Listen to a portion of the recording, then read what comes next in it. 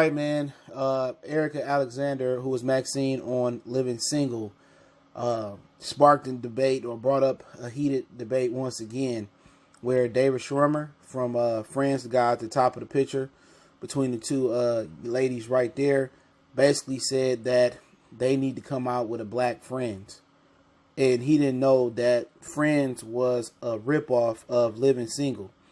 So let's talk a little bit about it. We back, Goodfellas Sports TV. Make sure to hit that subscribe button, bell icon button, share the video, and it's a lot of consistencies with that. Now, Living Single came out a year before and had good ratings, really high ratings, but hey, they got rid of it and brought in Friends. But how similar? New York, we can start with the obvious, and I'll link this article from the Odyssey in the description. Obviously, both shows take place in New York, where the majority of their time is spent in a brownstone or an apartment building shared by a group of friends. Living Single, they was in Brooklyn in a brownstone, and Friends was in Manhattan in an apartment building. Says family, the two shows are built around two family members, Khadijah and Sinclair James with Living Single, and Monica and Ross Geller on Friends. Neighbors. Okay? They go on to say, there are two male roommates that live in the same building and spend a good amount of the show time in a woman's apartment. Kyle Baker, Overton, Wakefield Jones, and Chandler Bing and Joey, whatever his last name is. I'm not going to attempt to pronounce that and butcher it. Childhood friends. Both shows include childhood friends living with or in a close proximity to the main character. Regina Hunter grew up with Khadijah. Maxine Shaw was her college roommate, and Kyle grew up with Overton while friends. Rachel Green grew up with Monica, and Chandler Bing was Ross' childhood friend and college roommate. They may even go and make the personality comparison. Khadijah James, Monica, Sinclair, Phoebe, I think that was her name of the show. Regina Hunter, Rachel Green, Overton, Wakefield Jones, Joey, Kyle Barker, Chandler Bing, and goes on and on. Maxine, Ross, even though it's a female and male comparison. And yeah, they love to bite off the black culture, and it's never successful when it's all black. You know what I'm saying? They gentrified the show and made it all white. Now, David Schwimmer, he didn't know no better when he said it. He probably never even watched Living Single. And Living Single, it was a dope show.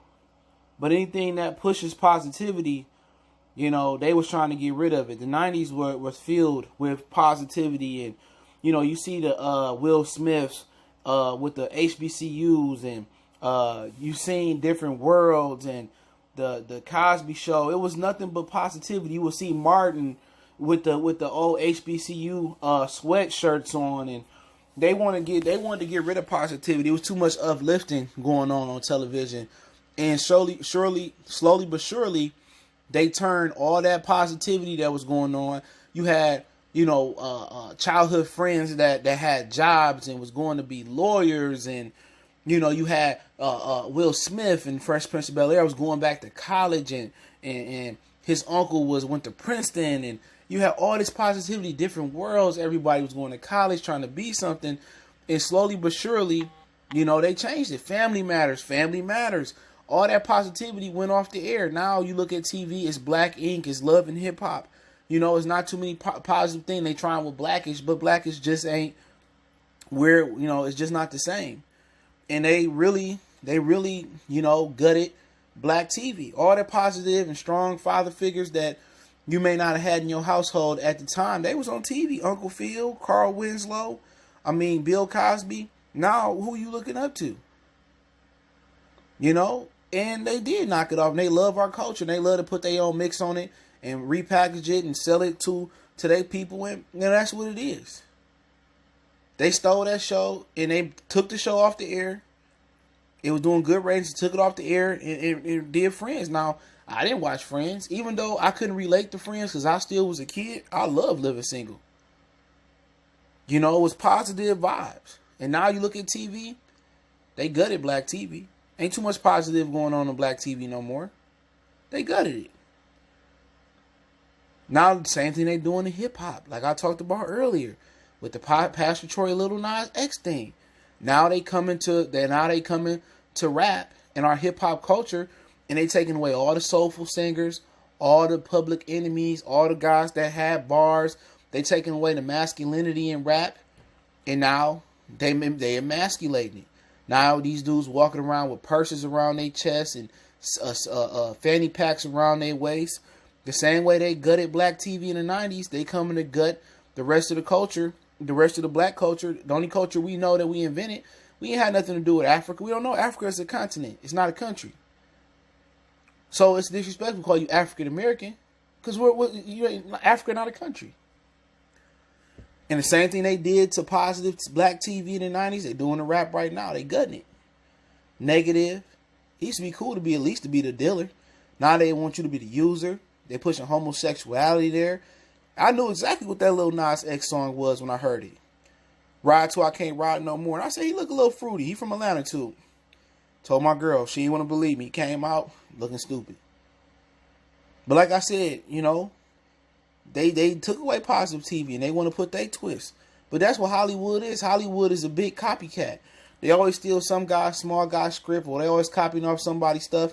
For instance, the D.L. Hughley show was actually, my wife and kids stole that idea. D.L. Hughley, real life, I think a D.L. Hughley show was. And they redid it with my wife and kids, and it was more popular. But my wife and kids was based off the D.L. Hughley story. That was his real life.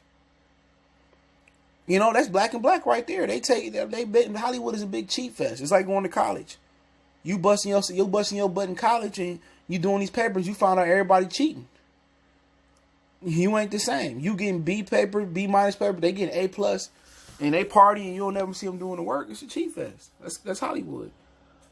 But it don't shock me that they stole the idea of living single and made friends. You know, white people, clear people, they've been doing that from the beginning of the time, stealing our stuff. It ain't no telling what else they stole from us and said they made it. You know, so you got to pay attention, man, and we deserve our just due. But living single was doper. You know, I couldn't relate to no white people, you know, doing what they doing and doing clear people stuff. Just wasn't my swag. But hey, let me know what you guys think. Don't forget we on Facebook, Instagram, Twitter. I'll put all this in the email in the description. I'll put the Breakfast Club interview I saw and all the article links I was reading from. Check it out. Want to make a donation, link subscription. Don't forget we on all social media, links in the description. One time for the one time. Goodfellas Sports TV. Let me know what you think in the comment section. We gone.